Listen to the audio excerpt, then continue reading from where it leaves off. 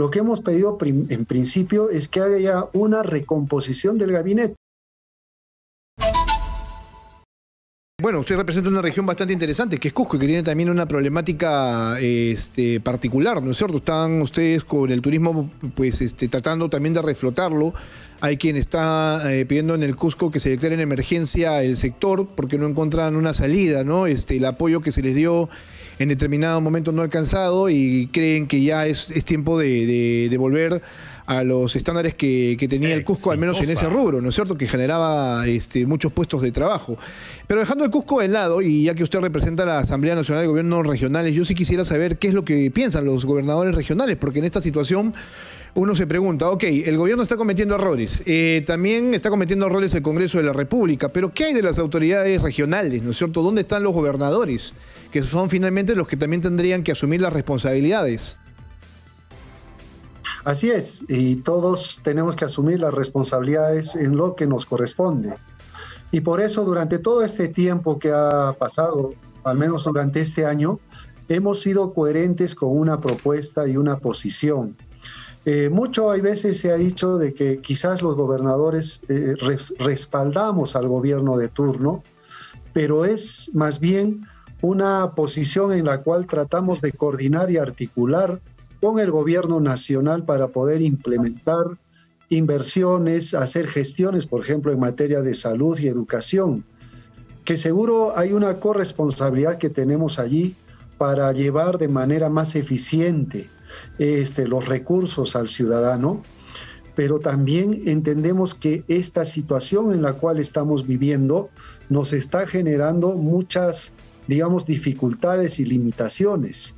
Y más aún cuando hemos estado inmersos en una crisis sanitaria que luego se traduce en una crisis política, social y económica que estamos viviendo el día de hoy, y que obviamente hay que entender que nuestro clamor como autoridades regionales e incluso como autoridades locales es que haya estabilidad política en el país. Y eso lo estamos señalando desde hace tiempo, 18 de marzo, antes de que pase todo lo que se ha acontecido en esta semana que tú mismo has descrito en la primera hora. Antes de que pase todo esto, nosotros advertimos que era necesario hacer un acuerdo nacional, un pacto político nacional. Pero entonces ustedes no han sido escuchados, porque claro, si lo han estado advirtiendo desde hace bastantes semanas, yo soy testigo de eso. O sea, si no puedo dejar de decir que determinados gobernadores regionales han estado advirtiendo que existía una problemática muy particular en sus regiones. Sin embargo, entonces habría que decir aquí claramente que ustedes no han sido escuchados. Y claramente por eso ahora estamos dando un plazo, ¿no es cierto?, hasta el 21 de abril que nos debemos de reunir todos los gobernadores regionales en Ica, conjuntamente con el presidente Castillo y su gabinete. Lo que hemos pedido en principio es que haya una recomposición del gabinete por tres razones fundamentales. Una de ellas es que esta crisis social que hemos tenido en estos días de convulsión social, obviamente tiene que recaer en alguna responsabilidad mínimamente del nivel político. Y allí hay determinadas instancias, desde la PCM hasta determinados ministerios, sobre los cuales tienen que asumir esta responsabilidad. Lo otro es lo que está pidiendo la población a gritos: salidas coherentes a esta afectación que sufren en sus propios bolsillos por el alza de precios. Y allí lo que se exige es que se pueda convocar a profesionales con alta experiencia, con especialidad del caso, para poder atender, por ejemplo, inversiones que hoy día están paralizadas y que no arrancan y no despegan a nivel nacional. Y obviamente, y finalmente, la posibilidad de plantear algunas reformas que son urgentes, y eso solo se va a dar si es que hay un estrechamiento de manos entre el Poder Ejecutivo Nacional y el Congreso de la República. Y entonces, en esas tres condicionantes, nosotros estamos diciendo, por favor, démonos un plazo para que podamos actuar en mejores términos. Claro, pero ¿a ustedes no les parece muy lejano el 21 de abril? Esta situación no ha terminado, esta situación recién empieza. Me refiero al tema de las protestas sociales en diferentes regiones. Ahora, lo que yo también veo es que se han muerto 7 personas en los últimos días y absolutamente nadie toma algún tipo de determinación y nadie asume ningún tipo de responsabilidad. Yo, de gobernador regional, si se me muere alguien en Huancayo o en Ica, estaría automáticamente pidiendo respuestas y asumiendo también mis propias responsabilidades, porque a la larga finalmente soy la autoridad directa, al menos en ese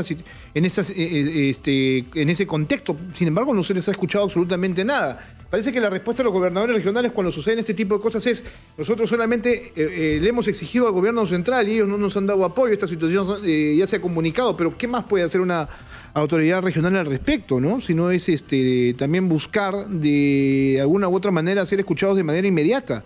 Ahora, yo digo una cosa, ¿no? O sea, esperar hasta el 21 de abril es esperar mucho tiempo, ¿no? O sea, a un gobierno que claramente no está tomando decisiones.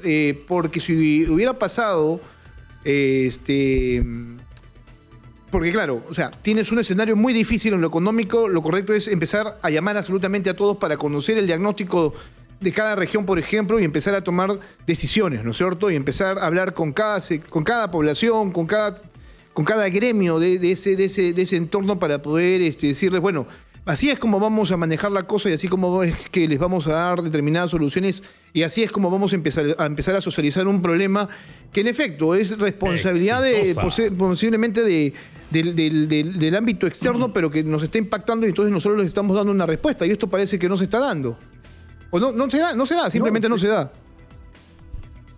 Sí, y por ello mismo lo que tratamos de hacer es ser coherentes, ser sensatos también en un momento de crisis social. O sea, yo creo que lo más importante era dar un plazo prudente sobre el cual se tomen acciones.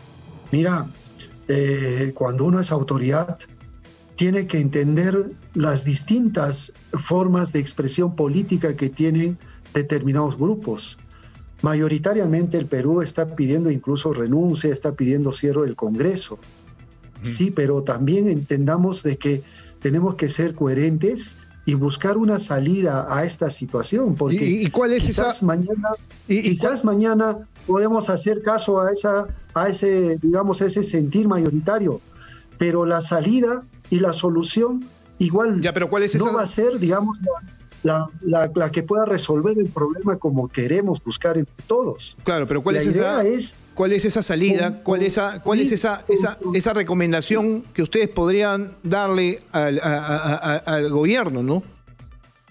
Yo entiendo que hay que construir ese pacto político por el Perú, de distintas instancias, como tú lo has dicho, es decir, el Congreso, el Poder Judicial, la Fiscalía de la Nación, el sector privado, los trabajadores, los gobiernos regionales, los gobiernos locales, el gobierno nacional.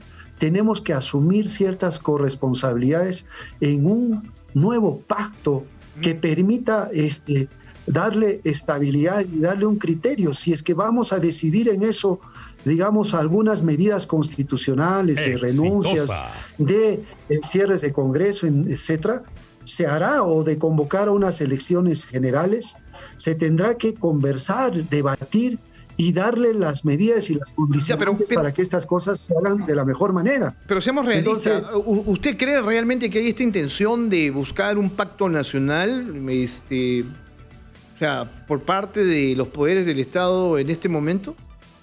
O sea, ¿realmente hay esa intención de hacerlo? Yo auguro de que esta para mí es el único camino. Lo otro es ver el sufrimiento de nuestra población en las calles, ver más convulsión social, ver más polarización. Entonces, yo le digo una cosa, gobernador. De manera coherente yo le digo una políticamente cosa. Viendo, es esa, ¿no? Yo le digo una cosa, gobernador, porque creo que hay que ser un poquito más enfáticos en esta situación. Con 7 muertos, hace rato el gobierno debería haber tomado una decisión respecto a dar un paso al costado. Sin embargo, esto no se ha dado. Ok, ustedes están buscando que exista un pacto nacional, sin embargo, yo tampoco veo que eso vaya a ocurrir en el corto plazo. El presidente durante estos días se le ha estado pidiendo conversar, dialogar, ¿no es cierto? Creo que la presidenta del Poder Judicial le pidieron convoque a usted, ya no al Acuerdo Nacional, sino al Consejo Nacional, ¿no es cierto?, los representantes de los tres poderes de Estado para encontrar una solución. El presidente prácticamente le ha dado lo mismo. Es más, el presidente en este momento está asumiendo de que la confrontación política ha terminado y que viene un nuevo capítulo que le va a permitir cierto nivel de gobernabilidad. Y yo insisto, ¿no?, a pesar de que los amigos de las redes sociales digan lo contrario, que esto no se va a dar al menos en este corto plazo. ¿Ustedes creen o piensan que con un cambio de gabinete esto se va a resolver? Y yo tampoco creo que eso resuelva absolutamente nada, porque claro, estamos viendo, por ejemplo, ya se hablamos del cambio de gabinete, No, es que que eso, tuvo la oportunidad de elegir un mejor ministro de salud, es que y acaba de elegir a una persona que tampoco es que tenga las capacidades. Exactamente, comparto contigo. Exitosa. Pero ese es un primer gesto que tiene que darse para entrar en ese diálogo y en esa posibilidad de ese pacto político. Lo otro es llevar a la polarización y a los extremos. Y creo que en el momento y en la coyuntura actual, cuando más bien deberíamos de estar con otra agenda, de ver cómo masificamos el uso del gas de camisea para reducir los precios de los combustibles, cómo en el Congreso recibimos las reformas importantes para lograr esto, estamos debatiendo sobre la estabilidad del país. Y esa estabilidad del país para algunos podrían consolidarse siempre y cuando hay una renuncia, hay un castigo político, una sanción política por los acontecimientos de los últimos días, etcétera, etcétera. Pero creo que tarde o temprano se tiene que hacer este pacto político, renuncien o no renuncien, cerremos o no cerremos el Congreso. Bien. Bueno, señor Benavente, vamos a tratar de ser positivos. Esperemos que las cosas se vayan solucionando, de que exista esta capacidad, ¿no es cierto?, de querer cambiar en el más corto plazo posible, y de que los conflictos sociales se puedan resolver con inteligencia y capacidad. Yo sé que en el Cusco también hay problemas, ¿no es cierto? Creo que los pobladores de Chinchero no están muy de acuerdo con el tema de que no se haya cumplido con darles puestos de trabajo y además obras de saneamiento, y han tomado el terreno donde se va a construir el aeropuerto, pero también hay otras demandas, ¿no? O sea, hay algunos corredores mineros que están tomados, o sea, que el Cusco tampoco es que la esté pasando nada bien, y ahí ya me voy centrando en el problema que ustedes tienen, ¿no? Sí, y esos son problemas que se grafican en mi región y se extrapolan a todas las regiones con sus particularidades. En mi caso, lo de Chinchero es una prueba fehaciente de cómo influye la inestabilidad política. Necesitamos la presencia del ministro de Transportes y Comunicaciones, porque hay un contrato de Estado a Estado entre Perú y Corea, porque hay un consorcio que ha contratado, digamos, la ejecución del terminal del aeropuerto.